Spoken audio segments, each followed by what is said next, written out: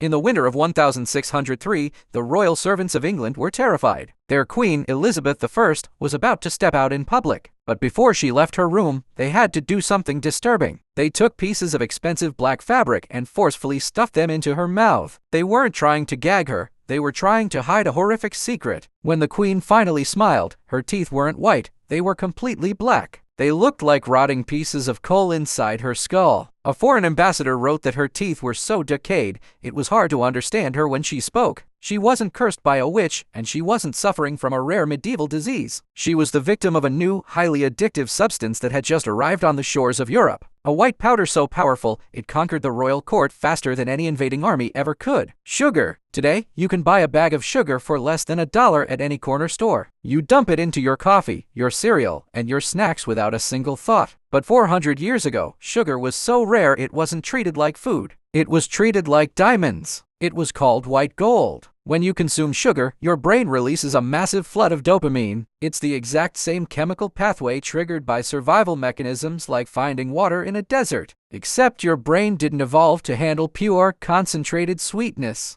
Queen Elizabeth became completely powerless against it. She demanded sugar on everything. She put it in her soup, her meat, and her wine. She even used a popular new royal toothpaste that was made entirely of sugar. She was brushing her teeth with the very thing that was destroying them. But the rotting of the Queen's mouth was only the surface. The true nightmare began when the public noticed her black teeth. In the 16th century, only the unimaginably wealthy could afford to buy sugar. If you had sugar, you were rich. If you didn't, you were a nobody. And so, a bizarre psychological shift occurred across the entire country. Black teeth suddenly became the ultimate status symbol. It meant you had so much money, you could afford to rot your own body from the inside out. But the worst was yet to come. Middle-class citizens and poor peasants who could never dream of buying real sugar wanted to look rich. So they started doing something unthinkable. They took soot, charcoal, and black ink and deliberately painted their healthy white teeth black. They were intentionally mimicking a painful, disgusting physical deformity just to trick their neighbors, to show they belonged to a high-status system that didn't even care they existed. This wasn't just a silly historical trend. It was the birth of a terrifying machine. The global sugar industry realized that humans would willingly suffer, starve, and decay just to feel like they belong. They began establishing massive, brutal plantations across the Atlantic. Millions of people were enslaved, worked to death under the scorching sun, all to feed a psychological delusion. Production exploded. In the 1700s, British sugar imports increased by over 500%. As sugar flooded the market, the price plummeted. Suddenly, everyone could afford it. But the trap didn't close in the fields. It closed in a modern laboratory. In the 20th century, food scientists discovered something called the bliss point. It is a precise mathematical calculation of exactly how much sugar can be added to a food item before your brain says stop. It is engineered to maximize craving while bypassing your body's natural fullness signals. They didn't just put it in candy. They hid it in bread, pasta sauce, yogurt, and baby food. In 1970, a secret corporate memo from a major food conglomerate leaked. It stated that if they reduced sugar content by even 10%, their customer retention rate dropped instantly. They knew they weren't selling food. They were selling a neurochemical cage. Now, think about your own life. Think about the last time you bought a luxury item you couldn't really afford. Or the last time you scrolled through social media, looking at lives that seem perfect, wishing you were them. You might think you are making your own choices. You might think you buy things because you genuinely want them. But you are doing the exact same thing those desperate medieval peasants did in the mud of London. You are painting your own teeth black. You are mimicking the symptoms of a system that is consuming you, just to prove to the world that you are winning. Every advertisement, every algorithm, and every engineered snack is designed to keep you in that loop.